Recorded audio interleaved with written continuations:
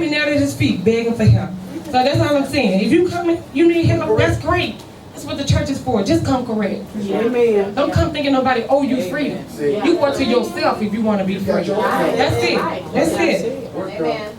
The woman was Greek, Syrophoenician by birth. So that means something. Trust me, they said that for a reason. And she asked him to cure her daughter. Okay. And the 27th verse said, he said, stand in line and take your turn.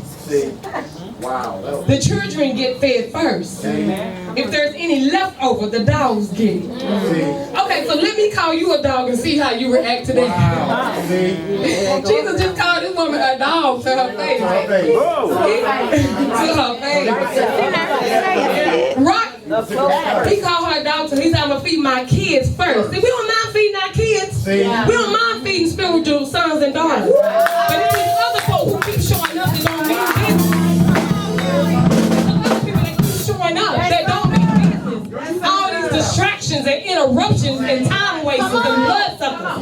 These are people, that's what Jesus, that's why he called her a dog. He's like, I'm gonna feed my kids first. I'm gonna look after them first. Those are people who really want it. If I'm gonna spend my energy, it's gonna be on somebody who wants it.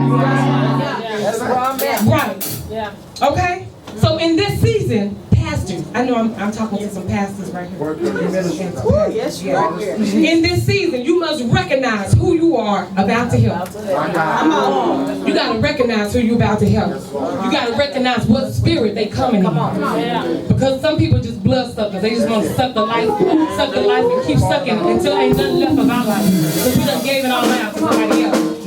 Yeah. So you got to recognize who you about to help. So that's why he recognized her lineage. Right. That's why he recognized she was Greek, Syrophoenician by birth. That's why he did. You know what that means? She was a Gentile. Meaning that the only thing that was in her lineage was a history of iniquity. A sinner. It's just a lifestyle of sin. Gentile. That's all. That's what it means.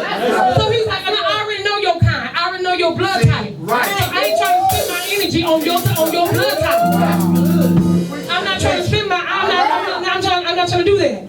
He said your lineage is known for living a lifestyle of iniquity. So it's not just sin, but it's continual sin. Y'all ain't planning on changing.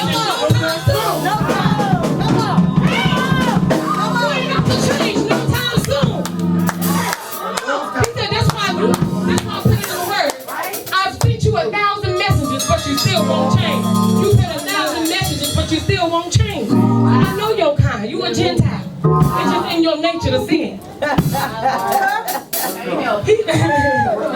Jesus. Stephen R. Covey, he said, while we are free to choose our actions, we are not free to choose the consequences of our actions. See, a lot of us, we do stuff and you don't think about the consequences. See, her forefathers, they didn't think about the consequences of one day they're going to have a granddaughter of a granddaughter of a granddaughter that was going to be disturbed demonically and was going to need freedom. But because they had a generation of iniquity, God didn't even want to look in their direction. You're right.